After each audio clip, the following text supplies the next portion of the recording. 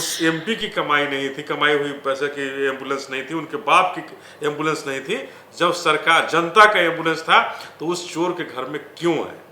ये DM collector सब लोग मिले हुए हैं और कहीं ना कहीं सरकार इस मामले में बिल्कुल दलालों की भूमिका अपना रही है। जो सांसद एम्बुलेंस चोर था उस पर आपने अभी तक क्या कार्रवाई की, ये सामने आकर के जग जाहिर कीजिए, सामने आकर के स्पष्ट कीजिए।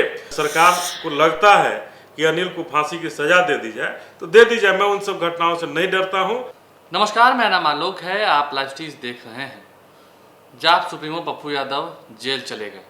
क्यों चले गए आप समझते हैं, आप जानते हैं। सुबह से अखबार भी पढ़ रहे हैं, कल से लाइव स्टीज आपको वीडियो भी दिखा रहा है कि 32 साल पुराना एक मामला था जिसमें उनकी बेल जो है वो टूट गई थी, जिसके बाद गैर जमानती वारंट जो है वो जारी हुआ था और अब वो जेल चले गए। इस वक्त कोरोना काल के दौर में जब वो लोगों के बीच में खाना बांट रहे थे, राशन बांट रहे थे, तो ऐसे में अब विवाद जो है होना शुरू हो गया है। जनतांत्रिक विकास पार्टी के अध्यक्ष अनिल कुमार जी हमारे साथ हैं। जिस तरीके से बातें सामने निकल के आई, कल भी आपने कह दिया कि राजीव प्रताप रूडी नहीं फंसाया है, ये किस आधार पर आप कह रहे हैं?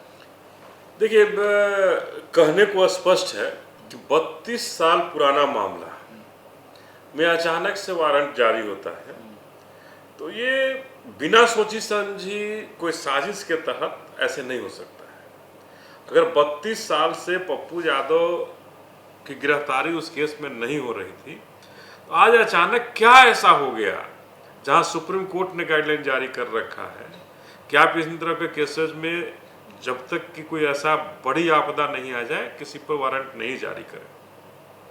तो ऐसी क्या आपदा आ गई थी कि जब पप्पू यादव बिहार के लोगों के साथ इस कोरोना को दर्द को कम कर रहे थे, साझा कर रहे थे, बांट रहे थे, किसी को दवा पहुंचा रहे थे, किसी को ऑक्सीजन सिलेंडर दे रहे थे, तमाम तरह की सुविधाएं बिहार में जहां अलग अलग जगहों पे जा करके वो कर रहे थे और लोगों के बीच में रहने का काम कर रहे थे, तो ऐसी हमें नहीं लगता है कि कोई ऐसी आपदा आ गई थी। आपदा सिर्फ और सिर्फ एक था और वो था एम्बुलेंस चोर।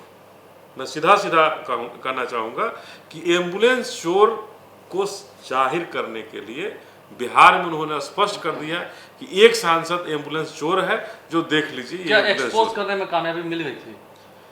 देखिए, एक्सपोज करने में कितनी कामयाबी मिली, कितनी सफलता मिली, मैं ये नहीं कह सकता हूँ, लेकिन बिहार में इस काल में जहाँ आज भी एम्बुलेंस के लिए हमें सुनने में आया है कि एक बेतिया की एक बेटी तड़प तड़प करके किस तरह से अपने से किट पहन करके और अपने पापा का बॉडी ये की और एम्बुलेंस भाड़े पर करके 100 को ले गई है कहीं दाह संस्कार करने के लिए।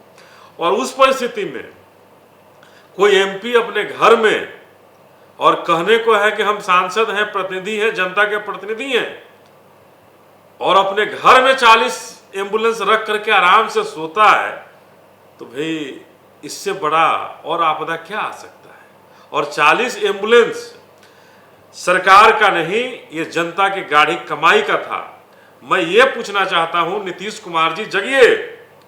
मैं बार बार कहता हूं कि ये इस एम्बुलेंस चोर पर, जो सांसद एम्बुलेंस चोर था, उस पर आपने अभी तक क्या कार्रवाई की, ये सामने आकर के जग जाहिर कीजिए, सामने आकर के स्पष्ट कीजिए कि एम्बुलेंस चोर से आपका क्या रिलेशन है। नहीं, उनकी धर्मपत्नी भी अभी आरोप लगा रही है कि पप्पू यादव का जब कोरोना का कल जांच किया गया था तो निगेटिव आया था, सरकार कहीं से पॉजिटिव ना कर दे, तो क्या ऐसा खेल भी आपको लगता है कि होता है? देखिए, ये सरकार कुछ भी खेल कर सकती है, इसमें कोई बड़ी बात नहीं है। जब एक छोटे से एम्बुलेंस चोर की घटना को उजागर करने के नाम पर पप्पू यादव को जब जेल भेज सकते तो किसी के साथ कुछ भी कर सकती है, ये कोई ये नहीं है। लेकिन मेरी मांग है, मैं स्पष्ट रूप से पहले भी मांगते रहा हूँ, आज भी मांगना चाहता हूँ कि एम्बुलेंस चोर पर आज तक केस क्यों नहीं दर्ज हुआ? सरकार की कमाई नहीं थी, उस एमपी की कमाई नहीं थी, कमाई हुई पैसे की एम्बुलेंस नहीं थी, उनके बाप की एम्बुलेंस नहीं थी।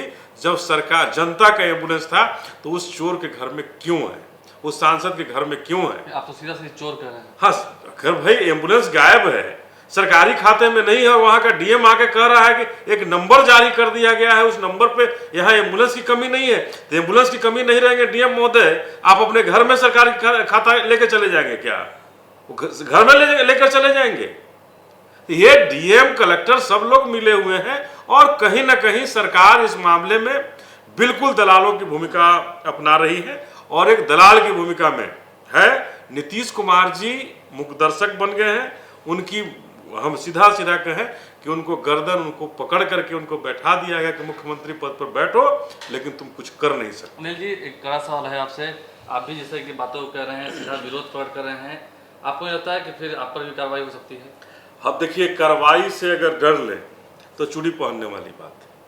मैं उन चूड़ी पहनने वालों में नहीं हूं और सरकार को लगता है कि अनिल को फांसी की सजा दे दी जाए तो दे दी जाए। मैं उन सब घटनाओं से नहीं डरता हूं और जो अगर दीन को दीन है तो मुझे किसी भी परिस्थिति में दीन ही कहना है।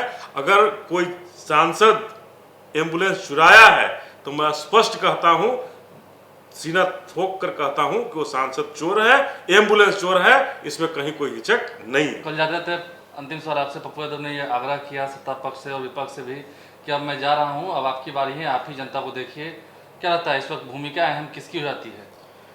देखिए, उन्होंने क्या कहा मैं इस पर बहुत नहीं सुना हूं, लेकिन ये सत्ता पक्ष की भागीदारी तो पहले तय होनी चाहिए थी।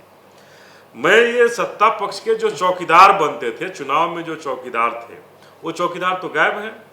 आज कोई चौकीदार नहीं लिखता है कि मैं चौकीदार हूं, मैं आपकी सेवा में यहाँ तत्पर हूं। कोई एमपी कार्यालय खोल कर नहीं बैठे हैं, कोई एमपी का प्रतिनिधि नहीं कहीं घूम रहा।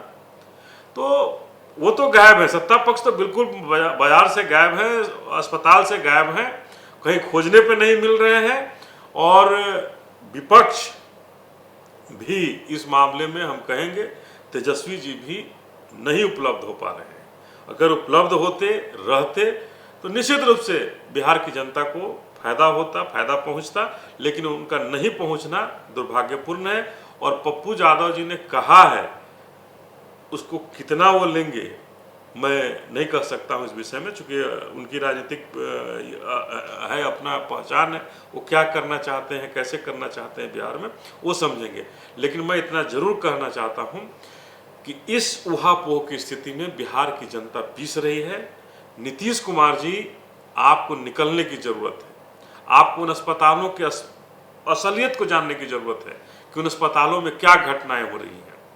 पप्पू यादव ने उन अस्पतालों में जाकर के आपको दिखाने का काम किया था कि वेंटिलेटर है, वहां बंद पड़े हुए हैं, ताले बंद पड़े हुए हैं। अस्पतालों की कुव्यवस्था दिखाने की जरूरत बताई थी। तो उन जो कुव्यवस्था थी उसको दूर करके आप ही दूर कर सकते हैं, दूसरा कोई नहीं कर सकता है। देखिए, इसलिए आप इसको समझिए। और पप्पू यादव अगर जेल गए हैं तो जिस केस में आपने जेल भेजा है 32 साल पुराने ये में, निश्चित रूप से वो जल्दी ही छूटेंगे भी। कुल मिलाकर अनिल कुमार हमारे साथ थे। साफ साफ कह रहे हैं कि घरों में, गलियों में, चौक चौराहों पर चोरी हो रही है। चोरी कैसी? आम लोगों के साथ जो सलूक हो रहा है वो घर में बंद हैं। लेकिन फ़िलहाल इस वक्त चौकीदार गायब है। कहाँ है वो चौकीदार जो 2019 में अपने ट्विटर पर चौकीदार चौकीदार लिखा करते थे? फिलहाल गायब है। और पप्पू यादव का गिरफ्तार हो जाना, उनका जेल चले जाना, ये काफ़ी दुर्भाग्यपूर्ण है। विपक्ष को भी आगे आना चाहिए था। बहरहाल हमारे चैनल को सब्सक्राइब कर लें, साथ साथ फेसबुक पेज भी लाइक करें। इसके अलावा ट्विटर हैंडल पर FCC को फॉलो करें। धन्यवाद।